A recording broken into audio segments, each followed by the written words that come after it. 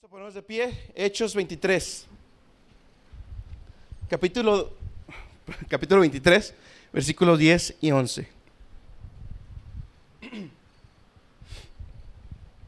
Hechos 23, versículos 10 y 11. Fue donde nos quedamos el estudio pasado, mis hermanos. Dice la palabra de Dios: y habiendo grande disensión, el tribuno, teniendo temor de que Pablo fuese despedazado de ellos, mandó venir soldados y arrebatarle de en medio de ellos y llevarle a la fortaleza. Y la noche siguiente, presentándosele el Señor, le dijo: confía, Pablo, que como has testificado de mí en Jerusalén, así es menester que testifiques también en Roma. Padre y Dios Todopoderoso, Señor, te damos la gloria y la honra porque nos has permitido glorificarte, Señor, y exaltarte por medio a través de los cantos, Señor. Padre, te ruego que me ayudes en el estudio de hoy, Señor, que quites cualquier cosa que esté estorbando, Señor, en mi mente. Señor, cualquier carnalidad, cualquier cosa, Señor, quítala, Señor. Te pido también por mis hermanos, Señor, prepara los corazones de cada uno de nosotros, Señor, para que esta palabra lleve fruto, Señor.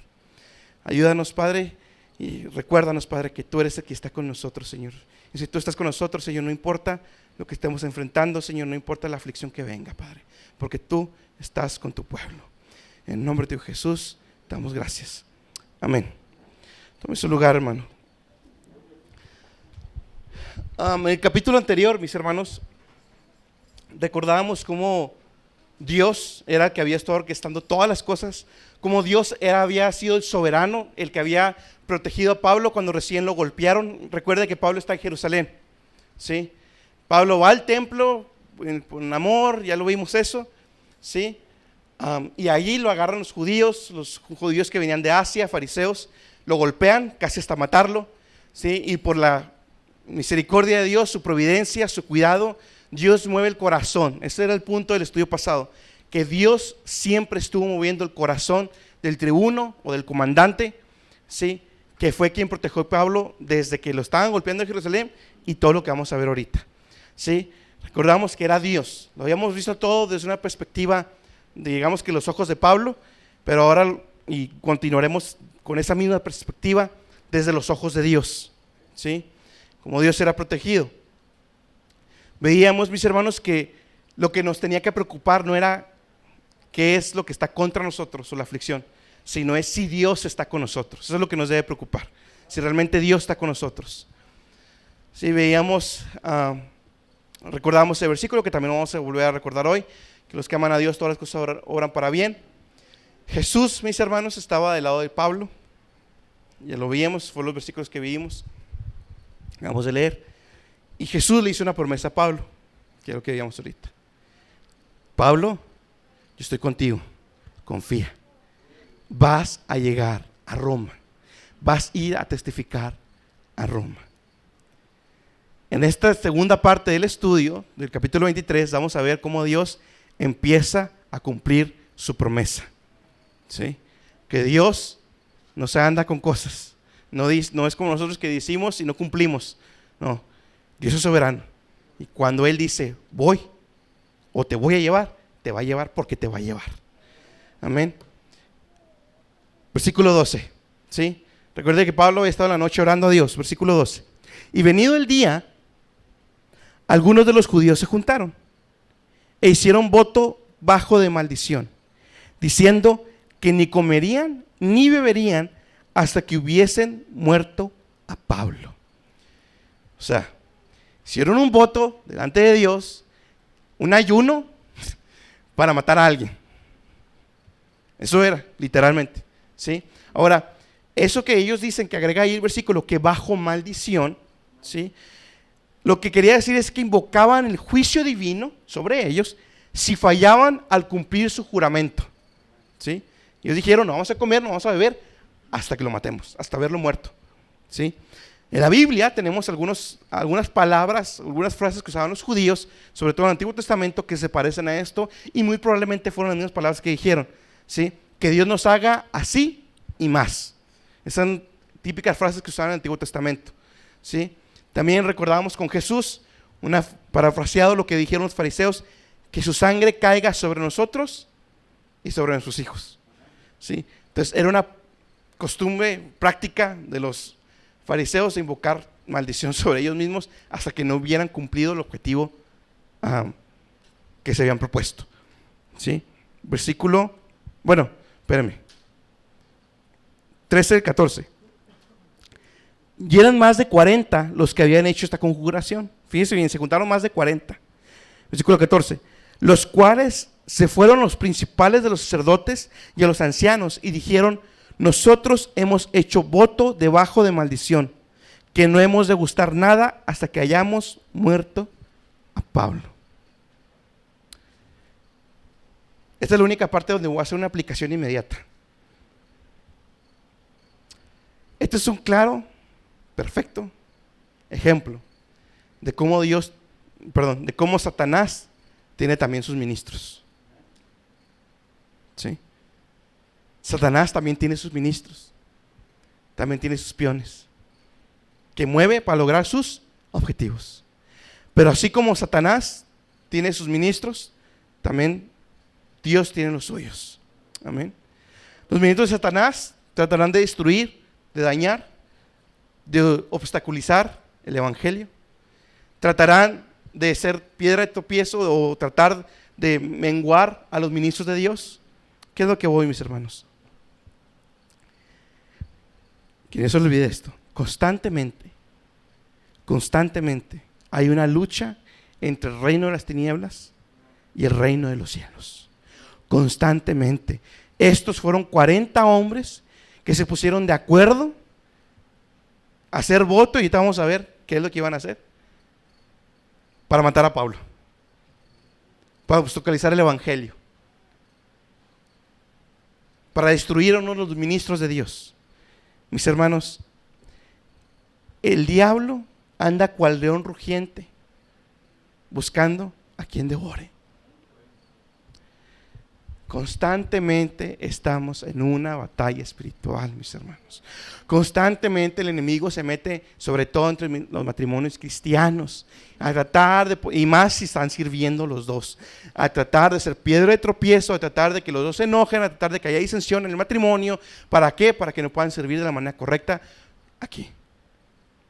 Ahora, esta batalla espiritual que muchos ni siquiera la ven porque ya están adormilados y dominados por el enemigo.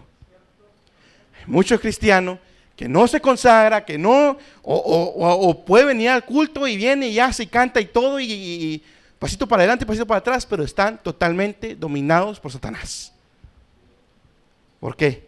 ¿Cómo vamos a ver eso? Su oración, su congregación, su ayuno, y vamos a ver si está dominado por Satanás o no. Tengamos cuidado, hermanos, porque a veces no es su esposo ni su esposa. A veces Satanás, que le pica a usted para que reaccione 3 veces más, 4, 5, 10 veces más de lo que debería de ser. ¿Sí? Precisamente para poder romper, para poder obstaculizar la paz de Cristo sobre todos los hogares. Recuerde eso, mi hermano. Ahora, esa batalla espiritual no se limita allá afuera. Aquí hay batalla espiritual. Aquí adentro, ahorita.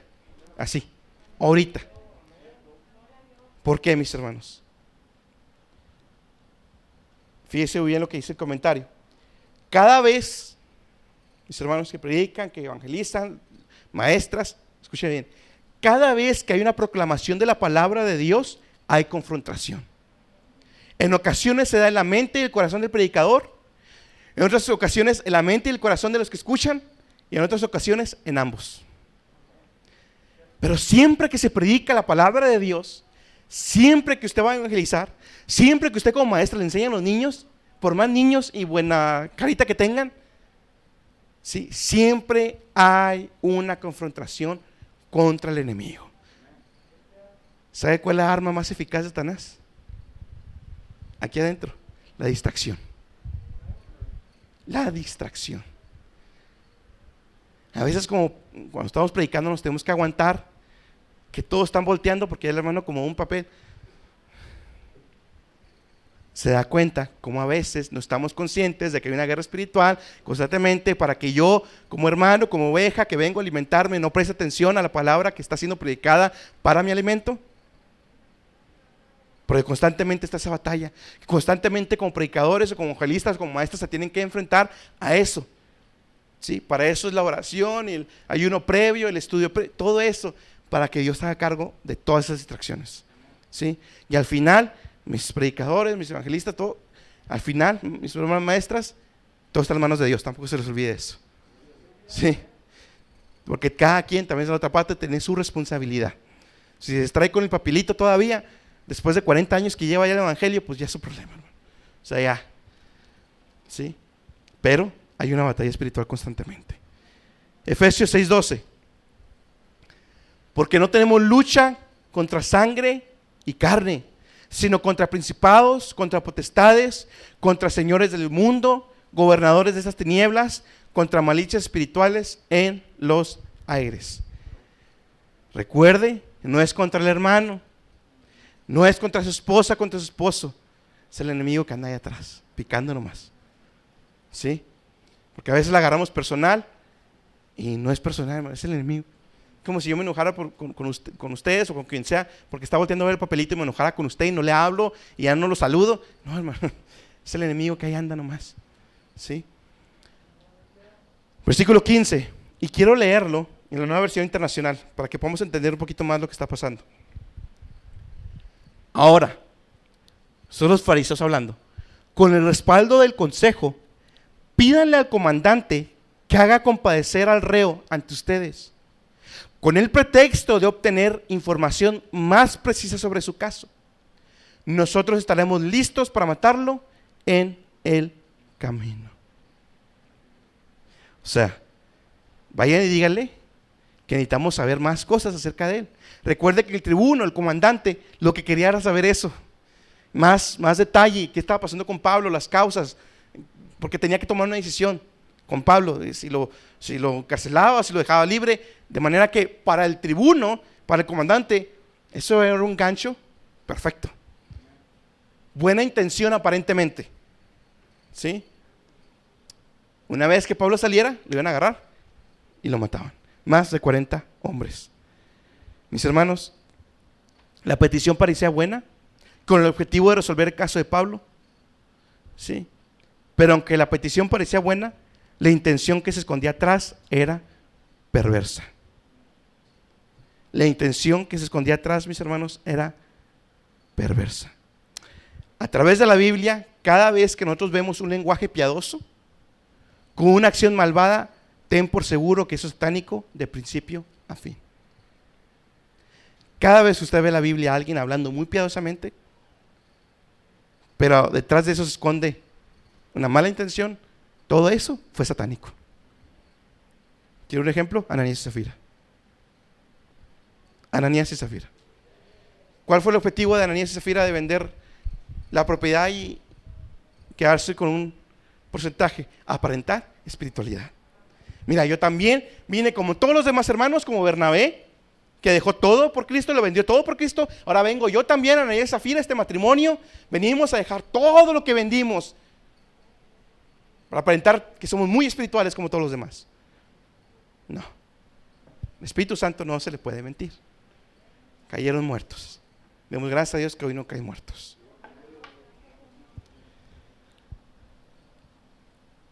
Jesús, mis hermanos, ya le había dado ánimo a Pablo. Ahora le tocaba a Pablo confiar y poner en práctica las palabras de Jesús. ¿Sí? Jesús ya le había dicho a Pablo: confía, estoy contigo, te voy a ir a Roma. Ahora a Pablo le tocaba confiar y creer lo que Jesús le había dicho. Fíjese muy bien cómo en una situación tan adversa, planeado contra Pablo, tantos hombres, fíjese muy bien cómo Dios, espero que se goce y trate de aplicarlo a su vida, cómo Dios va a sacar a Pablo de esta. Fíjese bien, versículo 16. Entonces, casual, por la Diosidencia de Dios. Un hijo de la hermana de Pablo, oyendo las asechanzas, fue y entró en la fortaleza y dio aviso a Pablo. Número 1. Esta es la única vez en toda la Biblia que tenemos referencia a la familia de Pablo. No hay más. Hay otros versículos que me lo sugieren, pero esta es la más directa de todas. Y quiero que vea algo. ¿De dónde era Pablo? De Tarso. Por tanto, la casa de su familia estaba en Tarso. Dios puso a este joven, al sobrino de Pablo, en el momento exacto, en el lugar exacto. Lo trajo de Tarso a Jerusalén. ¿Cuántas variantes no hay en un viaje? Y Dios orquestó todo, movió todo para que este joven, para que este muchacho estuviera en el momento exacto.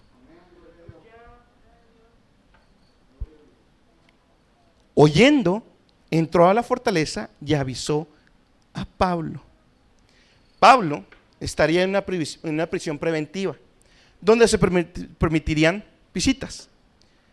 Ahora, el muchacho se preocupó por su tío. Esa es otra.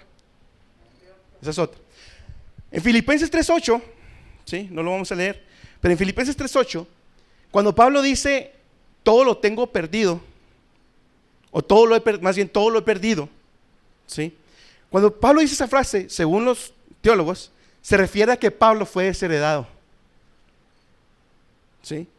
Por eso dice Pablo que todo lo he perdido, todo lo he perdido. Y según los estudios, es de que lo desheredaron. Le quitaron propiedades, dinero, todo. A alguien que le quiten la herencia no queda un buen término. ¿Estamos de acuerdo? Muy probablemente Pablo no terminó un buen término con su familia. Y lo odiaron como usted y yo nos odiaron cuando nos convertimos a Cristo. Y este muchacho se preocupó por su tío.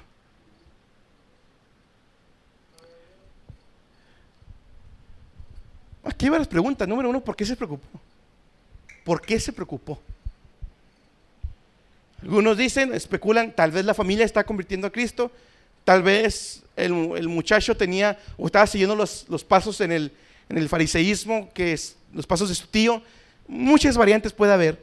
El punto es, y con certeza sabemos, que fue Dios quien puso la preocupación de este joven por su tío. Fue Dios quien, si lo odiaba, fue Dios quien cambió el corazón de este muchacho de un momento a otro para irse a meter a donde tenían encerrado a Pablo, a la fortaleza, y avisarle a Pablo. Fue Dios que cambió su corazón en el momento. Y si no lo odiaba, pues fue Dios quien lo puso en el momento y en el tiempo exacto para escuchar las asechanzas que tenían contra Pablo. ¿Sí? 17 al 18, fíjese bien. Y Pablo, llamando a uno de los centuriones, dice: lleva a este mancebo al tribuno, porque tiene cierto aviso que darle. Él entonces, tomándole, le llevó al tribuno y dijo: el preso Pablo, llamándome, me rogó para que trajese a ti este muchacho, que tiene algo que hablarte. No sé si se da cuenta de lo que pasa aquí en el versículo 18. Un centurión era un jefe. Tenía a su cargo bastantes soldados. No recuerdo la cantidad exacta ahorita, pero un centurión tenía a su cargo bastantes soldados. Más de 100. Esta persona era jefe, ¿sí? Y le hizo caso a un preso. Yo estaba en la aduana cuando cruzaba el paso, y pregúnteme si le hacían caso al que está cruzando, ¿no? ¿Quién es la autoridad ahí? La aduana. ¿Quién es la autoridad aquí? El centurión. El centurión le pudo haber dicho: no, órale, vámonos de aquí. Pero no lo hizo. No lo hizo. Le hizo caso a Pablo. ¿Sí? Tomó al muchacho y fue a molestar a su jefe. Fíjese, si él era jefe, fue a molestar al más alto que está sobre todos ellos. que era el tribuno, el comandante, que estaba sobre todos ellos. Mis hermanos, no sé si en la maquila, pero yo creo que a todos nos ha tocado molestar al jefe.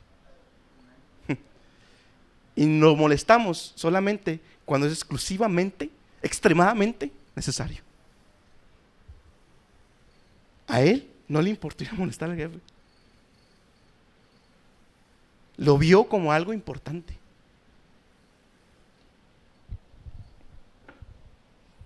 ¿Quién fue el que inclinó el corazón del centurión? Dios. Dios movió el corazón del centurión para tomar al muchacho y llevárselo al jefe. Versículo 19 al 22. Y el tribuno, tomándole de la mano y retirándose aparte, le preguntó: ¿qué es lo que tienes que decirme? Y él le dijo: los judíos han concertado rogarte que mañana saques a Pablo al concilio, como que han de inquirir de él alguna cosa más cierta. Mas tú no los creas, porque más de 40 hombres de ellos le acechan, los cuales han hecho voto debajo de maldición, que no comer ni beber hasta que le hayan muerto. Y ahora están apercibidos esperando tu promesa.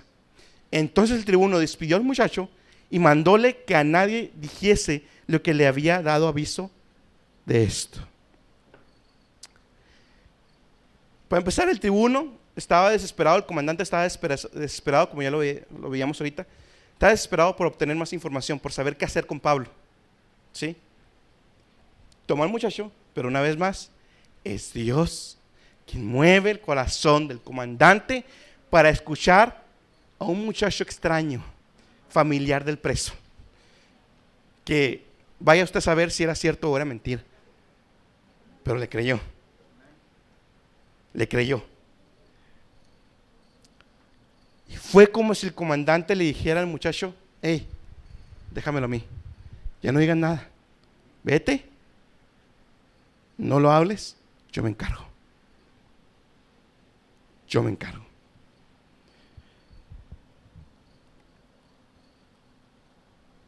¿Quién fue el que permitió que el comandante se enterara del complot antes de que pasara? Dios.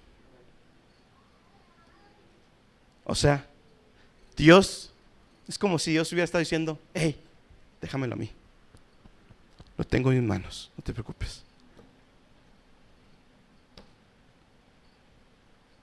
Un preso, fíjese bien cómo lo mandan a Cesarea. Versículo 23. Una vez sabiendo esto, el comandante dice: y llamados 2 centuriones, mandó que percibiesen para la hora 3:00 de la noche 200 soldados que fuesen hasta Cesarea, y 70 de a caballo y 200 lanceros.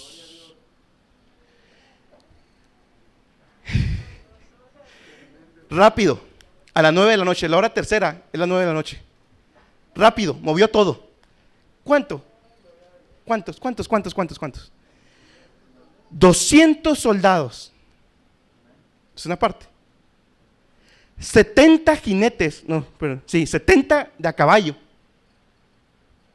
Y otros 200 lanceros, o sea, que tiraban como tipo jalabina, jalabina, no me acuerdo cómo se llama. Jabalina, amén. Algo así. 470 soldados para llevar un solo preso a Cesarea. No más uno. Pablo entró como rey a Cesarea. Pablo entró como rey. Mis hermanos, en Jerusalén la guardia total era alrededor de 600 soldados. Dios movió al 80% de la guardia en Jerusalén para llevar a Pablo a Cesarea. ¿No estaba Dios cuidando de Pablo?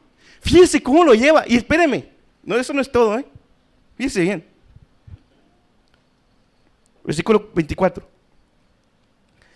Y que aparejasen cabalgaduras en que, poniendo a Pablo, le llevasen a salvo a Félix, el presidente. O sea, Pablo ni siquiera se fue a pie. Pablo ni siquiera se fue a pie. Le prepararon un caballo de los mejores, porque si no lo recuerda, el Imperio Romano tenía el mejor ejército de la época. ¿Sí? Imagínense el mejor ejército de ahorita acompañándolo a usted. Estados Unidos, todo el ejército de Estados Unidos, los mejores SWAT, todos ellos acompañándolo a usted, nomás para que llevarlo a otro lugar. Y todavía le preparan el caballito a Pablo para que se vaya a gusto en el caballo. Y dice el comandante, hey, y que llegue a salvo. ¿Qué iban a hacer 40 hombres? ¿Qué son 40 hombres? Para 470 soldados preparados bajo el mejor ejército del tiempo antiguo. ¿Salió esto, mis hermanos, del corazón benevolente del comandante? ¿Salió esto de su pobrecito corazón que sintió lástima por Pablo? No, mis hermanos, este fue Dios cuidando de su hijo para cumplir su propósito por medio del apóstol. Fíjese cómo lo dije, Fíjese cómo lo dije. Este fue Dios cuidando a su hijo para cumplir su propósito por medio de su hijo. No son cosas como las predicadas ahorita, que Dios está al servicio tuyo y que ordénale y pídele y decrétale a Dios. Eso no es cierto. Dios tenía un propósito con Pablo y Dios iba a hacer todo por cumplir su propósito con Pablo. A Dios hay que rogarle, no decretarle. No palabra profética y tantas tonterías que hay. Este es el Dios de la Biblia. Él hace y mueve todo por su propósito, por lo que Él dice, por lo que Él ha determinado. Ahora sí, si Dios con nosotros,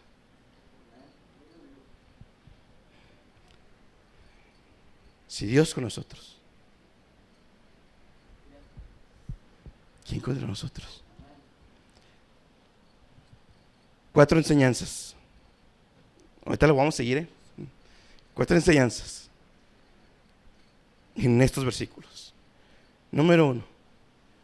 Verdaderamente todo obra para bien. Verdaderamente todo obra para bien. Pero hay una condicionante: a los que Dios ama. Y si aman a Dios, es porque Dios los amó primero. El amor no surge del hombre para Dios. El amor surge primero de Dios por nosotros y luego ya cambia nuestro corazón, nos da una nueva naturaleza y ahora creemos y amamos a Cristo. Ahora sí lo amamos a Él. Y una vez que somos transformados por Dios, que somos amados de Dios, ahora sí, todas las cosas. Vamos a detenernos ahí. Todas las cosas. Eso nos dice 2 cosas. Número 1, Dios está atento todo el tiempo. Porque dice que todas las cosas, de manera que no se le escapa ninguna. Todas, Dios está atento, mis hermanos. Muchos creen que este Dios no es personal. Muchos creen en un Dios que nomás hizo la creación y se fue. No, este es un Dios personal. Un Dios que tenía cuidado de un preso, Pablo, en Jerusalén. Número 2, todas las cosas significan las buenas y las no tan buenas. Las buenas y las no tan buenas. Eso es lo que ya Pablo decía, la locura del evangelio. Por eso hubo tantos mártires que no temieron al fuego, ni al cuchillo, ni a los leones. Todas las cosas les ayudan. Hay varias traducciones. Les ayudan, les cooperan, obran, trabajan para bien. El punto es que todas las cosas que nos están pasando están bajo el control de Dios y todas esas cosas están trabajando. De hecho, la palabra ahí en griego es sinergia. Sinergia es cuando 2 o más cosas trabajan mejor juntas, son eficaces, mejor juntas que separadas. Todas las cosas obran, todas las cosas Dios, lo más mínimo que usted pueda pensar, la más variante mínima que usted puede pensar, todo eso está bajo el cuidado permisivo de Dios. Todo eso, nada se le escapa a Dios, mis hermanos. Nada. En todo este tiempo que yo sepa, no me ha dado COVID. Que yo sepa, porque estoy canijo con esta enfermedad.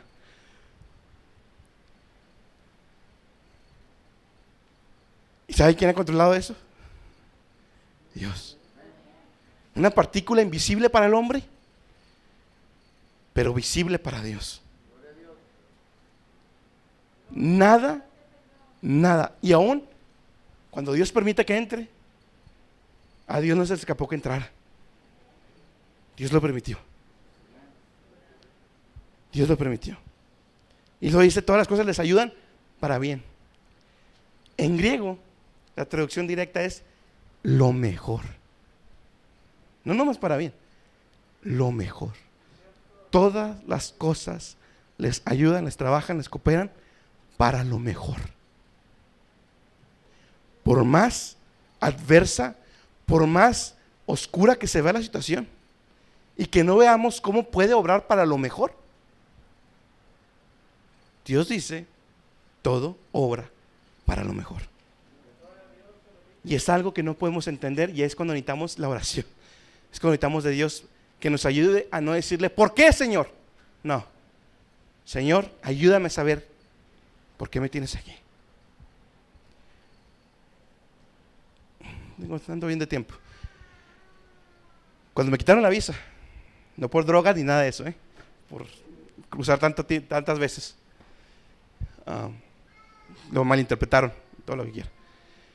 Pero cuando me quitaron, dije, Señor, ¿por qué? O sea, no porque cuestionándole, sino ayúdame a entender. Porque no entiendo, porque también te sirvo allá en El Paso, Señor, y se está cambiando la obra, estamos empezando allá, y ahora estás permitiendo esto.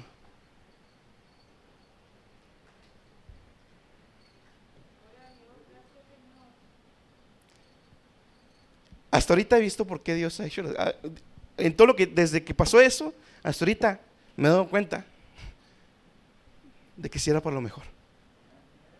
Así.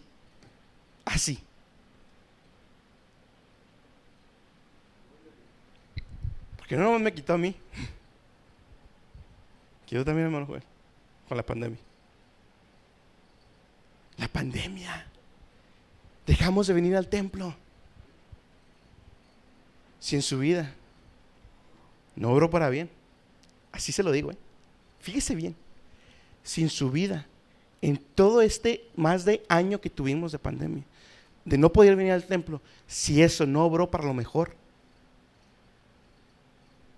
¿qué estuvo haciendo? Así. ¿Qué estuvo haciendo?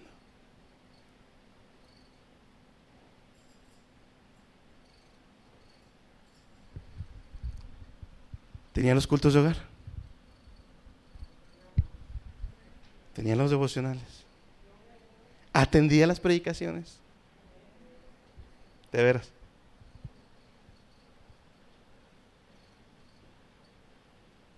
Todo obra para bien. Eso que empezamos a hacer de la camarita y todo eso, obró para bien. Y así de bendición para mi hermano Shaba, que está hasta allá, y para otros muchos más. Así se lo digo, varios. No es uno ni dos, han sido varios. Todo Dios lo movió para lo mejor. Lo mejor. Dios orquestará y hará todo para alcanzar su propósito. Y le recuerdo que el máximo propósito, usted y mío, haciendo un lado el llamado, si es predicador, evangelista, lo que sea, es ser conformados a la imagen de su Hijo. Es el bien máximo. De manera que todas las cosas van a obrar para lo mejor, para que usted y yo, mis hermanos, seamos conformados a la imagen de Jesús. Descansemos, mis hermanos, en la soberanía de Dios. Descanse en la soberanía de Dios. Porque Jesús dijo, no os dejaré huérfanos, confiad, no os tengáis temor. Y le voy a decir algo, David, en el Salmo 118, yo creo que practicaba más, o era más espiritual que nosotros. Fíjese bien, Salmo 118, versículos 6 al 9. Salmo 118, versículos 6 al 9. Usted dígame si no le suena parecido. Jehová está conmigo, no temeré lo que me pueda hacer el hombre. Jehová está conmigo entre los que me ayudan, por tanto yo veré mi deseo en los que me aborrecen. Mejor es confiar en Jehová que confiar en el hombre. Mejor es confiar en Jehová que confiar en los príncipes. Mejor es confiar en Jehová. No temeré lo que el hombre pueda hacer conmigo. Si Dios es con nosotros, ¿quién contra nosotros? David, cientos de años antes. Número 2. Puesto que Dios está a nuestro lado, mis hermanos, ¿quién contra nosotros? Fíjese bien. Dios hizo que se diera cuenta de la amenaza, el comandante contra Pablo. Dios fue el que lo protegió. Dios en ocasiones nos va a librar. En otras ocasiones nos va a proteger, como protegió al apóstol Pablo de una manera increíble, porque lo que pasa con Pablo es increíble. Va a ver que Dios a veces nos va a librar y proteger como Pablo. Va a haber otras, mis hermanos, donde Dios nos va a permitir entrar al horno de fuego, como Daniel y sus amigos, pero sin quemarnos. Se quemará la soga y estaremos temblando porque se quemó la soga. Pero una vez que estamos adentro, si Dios está conmigo, ¿qué importa el fuego? Que arda, súbele. Y va a haber otras veces donde el fuego sí va a quemar. Y ahorita no me acuerdo el nombre de este padre de la iglesia, pero cuando estaba en la hoguera, listo los verdugos para prender el fuego, no me acuerdo. Policarpo, padre de la iglesia. Qué bárbaro, hermano. Padre de la iglesia, amarrado por prender el fuego. ¿Qué le dijo? ¿Se sabe en la historia? Que no te tiemble la mano, préndele. ¿Dios lo libró? No, Dios no lo libró, pero se murió con más gozo y felicidad que muchos muertos en vida aquí. Y abrió sus ojos en la parte celestial. Dios da algo en esos momentos. Y si le soy sincero, no quiero saber. No quiero saber lo que Dios da en ese momento. Pero si Dios lo llega a dar y nos lo llega a permitir, si somos sus hijos, Él nos va a hacer prevalecer hasta el fin. Nos va a proteger y llevar hasta el fin. Pablo dijo: para mí vivir es Cristo y el morir es ganancia. Son dos cosas que nos faltan mucho: que nuestro vivir sea Cristo y que nuestro no morir. O sea, que nuestro vivir realmente sea Cristo y que nuestro morir realmente lo consideremos como ganancia. Pablo, en ese versículo de Romanos 8, 28 en adelante, lo podemos aplicar como quien con nosotros respecto a las aflicciones y todo eso. Pero si usted ve el contexto, está hablando de la salvación. ¿Quién? Ahora sí, Romanos 8:35. ¿Quién nos apartará del amor de Cristo? No de mi amor por Cristo. No es quién me apartará de mi amor por Cristo. ¿Quién me apartará del amor de Cristo por mí? Tribulación, o angustia, o persecución, o hambre, o desnudez, o peligro, cuchillo. Versículo 37 en adelante. Antes, en todas estas cosas hacemos más que vencer por medio de aquel que nos amó. Por lo cual estoy cierto que ni la muerte, ni la vida, ni ángeles, ni principados, ni potestades, ni lo presente, ni lo porvenir, ni lo alto, ni lo bajo, ni ninguna criatura nos podrá apartar del amor de Dios que es en Cristo Jesús, Señor nuestro. Pablo está hablando de la salvación, del gozo de la salvación. ¿Quién me podrá apartar del amor de Cristo, de Dios por mí? Nada. Y si nada me puede apartar, no importa lo que venga, no importa quién esté contra mí, porque el amor de Cristo está conmigo.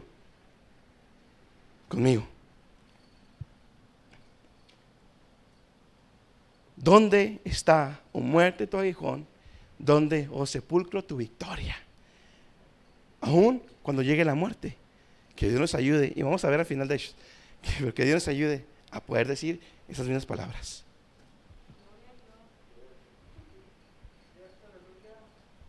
Mis hermanos, ya la muerte ya no tiene poder sobre nosotros, porque Cristo venció. Número 3, enseñanza número 3. Hermano, atendamos el llamado que se nos ha propuesto. Fíjese bien, atendamos el llamado que se nos es propuesto. Hay unos versículos que siempre los uso cuando hablo de esto. Segunda de Timoteo, capítulo 1, versículos 6 al 8. Fíjese bien cómo tiene que ver. Pablo, hablándole a Timoteo, joven Timoteo. Por lo cual, te aconsejo que avives el fuego del don de Dios que está en ti por la imposición de mis manos. Porque no nos ha dado Dios un espíritu de cobardía, sino de poder, de amor y de dominio propio. Por tanto, no te avergüences de dar testimonio de nuestro Señor, ni de mí, ¿qué dice? Preso suyo, sino participa de las aflicciones por el Evangelio según el poder de Dios. Hermanos, hermanas, jóvenes, aviven el fuego del don de Dios que está en ustedes. Avívenlo. No importa lo que diga sutanito, menganito, aviva el fuego del don que está en ti. Todos tenemos un don. Todos Dios nos ha llamado para algo. Todos, hermanos, no me importa la edad que tengan ni dónde venga. Todos tenemos un don. Todos tenemos un llamado por Dios especial. Todos nosotros, atiéndalo, hermano. He escuchado hermanos que dicen, no, es que yo no voy a predicar, yo no me voy a entregar así porque veo cómo les va a ustedes. No, me lo han dicho, de veras. Escúcheme bien esta frase, llévesela. Esta frase me sepultó, noqueado ya con esto. Escuche bien. Muchos cristianos no han visto el mar abrirse porque prefieren la seguridad de Egipto y en Egipto se han quedado.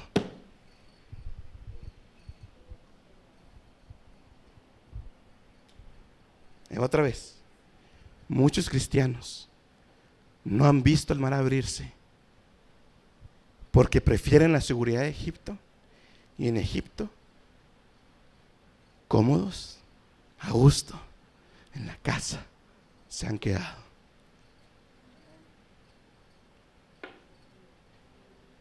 Me podrá decir, hermano, ¿cómo le ha oído usted? Una tras otra, hermano, nomás no. Yo le respondería, hermano, he visto el mar abrirse y lo que me falta. Si es cierto, entre más entrega, más oposición, si es cierto, si es cierto. Y si es el matrimonio, más, si es cierto. Y nos quitaron carro y hemos pasado muchas cosas y mi esposa casi muere en el parto, muchas cosas. He visto cómo Dios abre el mar y he pasado en seco y muchos no lo han probado porque tienen miedo de servirle a Dios, no quieren y son cobardes, así, cobardes de servirle a Dios, ponchados de la llanta, que pasa esto, que pasa acá, que la casa, que los hijos. No, hermanos, no han visto, muchos cristianos no han visto lo que es el poder de Dios en medio de la situación más adversa que pueda tener enfrente. Y estará a gusto en Egipto. Recuerde lo que Jesús le dijo a Pablo. Pablo, dura cosa te es dar cosas contra el aguijón.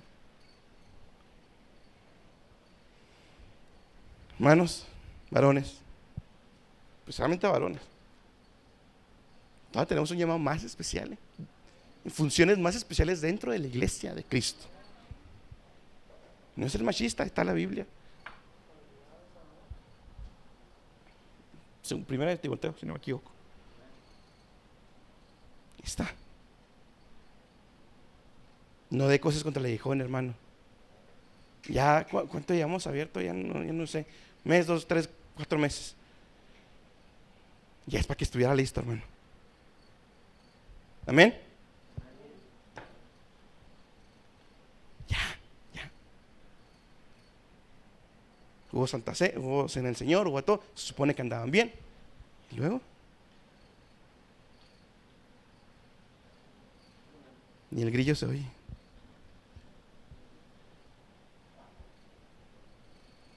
Todos tenemos un propósito que cumplir, hermanos. pero estamos ocupados con las cosas de este mundo. No lo voy a leer ya, pero lea Mateo 6, del 25 al 34. ¿De qué se preocupan? Todas las cosas serán, todas las cosas que necesiten van a ser añadidas por Dios. Ustedes preocúpense del reino de Dios y su justicia. Todo lo demás, Dios os va a añadir. No se preocupen, el pájaro come Dios y no ha habido mejor flor que se vista ni mejor que Salomón. Ya se lo saben. Dios tiene cuidado de sus hijos. Así se lo digo. Y lo hemos experimentado de tantas maneras. Número 4, enseñanza número 4. Después de que el propósito le fue revelado a Pablo, ahora le tocaba atender, que fue lo que llegamos ahorita, y confiar en lo que Dios había llamado. Escúcheme bien. No se trata solamente de estudiar la Biblia y aprender la teología. Todo lo aprendido es para ponerlo en práctica, para que nos sea de consuelo, disciplina, reprensión, fortaleza, ánimo o guianza. Estas palabras no se quedan pegadas en las hojas del libro, sino que resuenan en nuestros corazones cuando el momento haya llegado.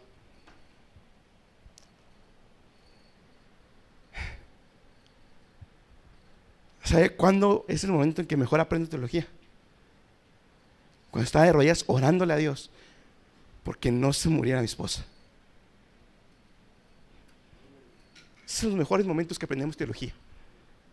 Son los mejores momentos cuando nos descansamos verdaderamente y oramos verdaderamente, tristemente, confortándonos en la soberanía de Dios. En esos momentos, mis hermanos, en esos momentos las palabras de este libro no se quedan en un libro. No se quedan en un libro. Vienen y resuenan. Hacen eco y nos confortan. ¿Por qué? Porque son las palabras de Jesús. Así su iglesia en general, sí, pero también a nosotros de manera individual. Tanto cuando peco, tanto cuando fallo, tanto cuando estoy en aflicción, son las palabras de Jesús para mí. Vamos a terminar los versículos, versículo 25 al 28. Fíjense lo que hace ahora el comandante que va a llevar a Pablo, va a mandar a Pablo a Cesarea con Félix. Y escribió una carta en estos términos: Claudio Lisas, ahí se llamaba el comandante, Lisas, al excelentísimo gobernador Félix, salud. A este hombre, aprendido de los judíos y que iba a ellos a matar, libre yo acudiendo con la tropa, habiendo atendido que era romano. Aquí miente, Aquí está mintiendo, porque él no sabía que era romano. Él no sabía que era romano. Y también omitió que había agarrado a Pablo y lo había encadenado. Sí, porque eso era delito para un ciudadano romano. Versículo 28. Y queriendo saber la causa por la que lo acusaban, le llevé al concilio de ellos. Versículo 31 al 32. Perdón. 29 y 30. Y hallé que le acusaban de cuestiones de la ley de ellos, y que ningún crimen tenía digno de muerte o de prisión. Mas siéndome dado aviso de asechanzas que le habían aparejado los judíos, luego al punto le he enviado a ti, intimando también a los acusadores que traten delante de ti lo que tienen contra él. Pásalo bien. El comandante sabía que Pablo era inocente, pero como que la situación lo puso muy nervioso, lo sobrepasó y lo envió al gobernador Félix. ¿Sí? Que se le quede ese nombre en la mente, porque el próximo estudio vamos a ver otra defensa de Pablo, pero ahora delante de Félix, gobernador en Cesarea. ¿Sí? Ahora quiero que vea algo. Bueno, 33 35, ya para terminar. Perdón, no sé por qué me estoy saltando. 31 32. Y los soldados, tomando a Pablo, como les era mandado, llevaronle de noche a Antípatris. Y al día siguiente, dejándolos de caballo, que fuesen con él, se volvieron a la fortaleza. Fíjense lo que pasa ahí. Los 470 soldados se lo llevan a Antípatris, ¿sí? Y una vez de que Pablo está fuera de peligro, se regresan 400 a Jerusalén, ¿sí?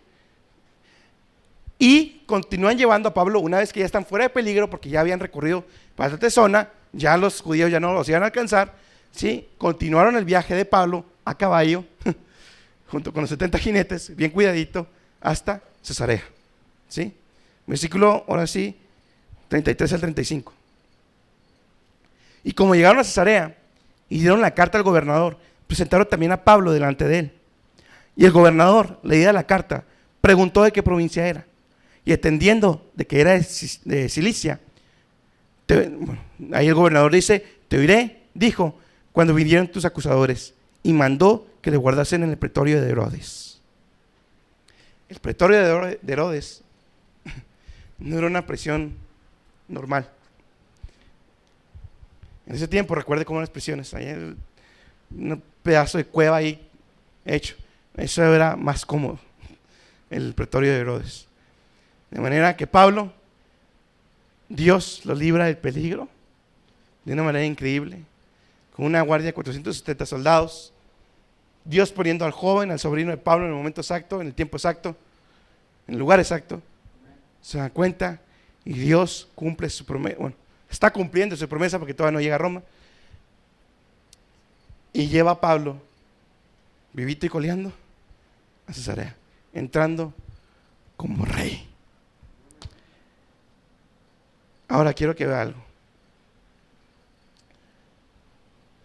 Hasta ahorita, en Hechos, los principales detractores, enemigos del cristianismo, no ha sido el Imperio Romano. Fíjense bien de eso, porque conforme se ven las cosas, la apostasía y todo lo que viene se va a repetir. ¿Quiénes eran los que estaban en contra de la iglesia hasta este punto? Los mismos que decían ser pueblo de Dios y alabar a Dios y seguir la ley de Dios. Hermanos, los primeros en acusarnos de decirnos legalistas y decirnos exagerados y decirnos intolerantes va a ser los propios que se dicen cristianos. Después Pablo va a apelar a César, se lo van a llevar a Roma, y después va a venir alguien llamado Nerón. A partir de Nerón empieza ahora sí la persecución por el Imperio Romano. Pero quiero que vea, eso es interesante, ¿no? No era el imperio. Es más, si usted se fija, desde Cristo tenían cierta empatía con el cristianismo. Y siempre sabían que eran inocentes. Cristo, Pablo, todos.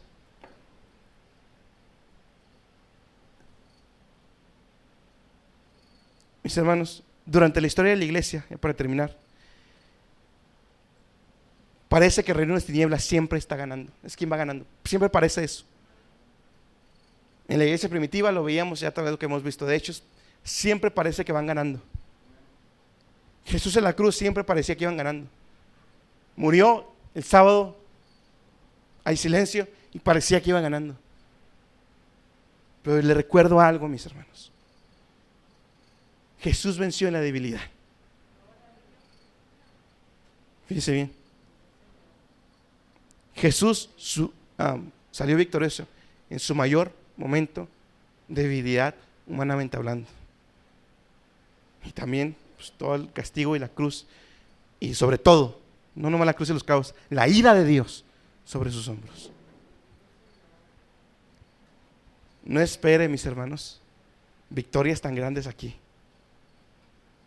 hablando lo que socialmente se entiende por victoria o éxito, terrenalmente hablando. No las espere, hermano. Si nos llegan, pues gloria a Dios y pasaremos al frente, como lo hicieron, a dar gracias a Dios. Pero con estudios, sin estudios, lo que sea, con dinero, sin dinero, con casa, sin casa, si Dios es conmigo, si Dios es conmigo, por eso Pablo tenía contentamiento. Si Dios es conmigo, ¿qué?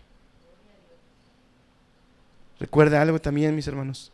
Dios entregó y abandonó a su propio Hijo para nosotros no soltarnos de sus manos y jamás abandonarnos. Jesús también era inocente, pero Jesús sí llevó la culpa y el castigo de todos los pecadores sobre sus hombros. Jesús sí la llevó.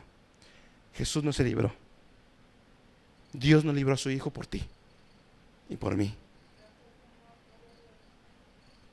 Niños,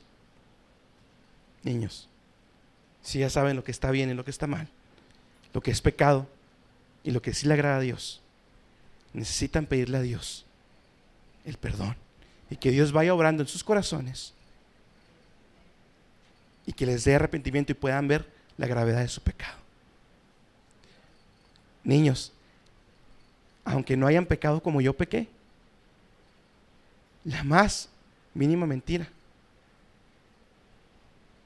es digna de castigo eterno de Dios. No es por una mentira o porque el hermano era borracho, no, es por a quién estás ofendiendo. Estás ofendiendo a Dios y necesitas pedirle perdón a Dios. Ruéguele a Dios. Quien esté lejos de Cristo, y niños, jóvenes, todos, y nosotros mismos, hermanos, pidámosle a Dios que nos ayude. Termino con esto. 1 Pedro 5:7. Echando toda vuestra ansiedad sobre Él, porque Él tiene cuidado de vosotros. Dios dice: déjamelo a mí, no te preocupes, yo soy contigo. Oremos. Padre y Dios Todopoderoso, Señor, nos falta el tiempo, nos faltan palabras, Señor, para poder realmente expresar, Señor, poder compartir todas las veces, Señor, que tu mano ha estado con nosotros. Señor, te damos gracias porque algunas veces nos has librado y nos has protegido como protegiste a Pablo. Pero ha habido otras veces, Señor, donde nos has permitido entrar al horno de fuego, Señor, pero sin quemarnos. Y también te damos gracias por aquellas veces que sí nos hemos quemado, que el fuego se ha quemado. Señor, te damos gracias porque tú eres quien nos preserva hasta el final. Señor, te damos gracias, Padre, por todas las veces que tu mano ha estado con nosotros. Te damos gracias porque aún y cuando no vemos el peligro, Señor, tú cuántas veces nos has cuidado, aún cuando no nos damos cuenta del peligro que hay. Señor, te damos gracias de manera especial por esta época que nos está tocando vivir, porque, Señor, no hemos sufrido de esta enfermedad como otras personas sí lo han sufrido. Señor, te doy gracias, Señor, porque cuántas veces nos hemos descuidado y tu mano ha estado con nosotros. Gracias por la salud que nos has proveído hasta ahora. Y si llegara la enfermedad, Señor, fortalécenos y recuérdanos que tú estás con nosotros. Señor, que podamos llevar nuestras palabras grabadas en nuestros corazones, Señor. Que para los que aman a Dios todas las cosas obran para bien. Porque un propósito máximo tenemos, que ser conformados a la imagen de tu Hijo. Señor, ayúdanos a llegar y graduarnos, Señor, y ser obreros, Señor, que no tienen de qué avergonzarse. Ayúdanos, Padre, y te ruego por mis hermanos varones, Señor, despierta, aviva el fuego del don de Dios que ha sido puesto en ellos, Señor. Ayúdanos también a dejar las comodidades. En el nombre de Jesús, Señor, te damos gracias. Amén y amén.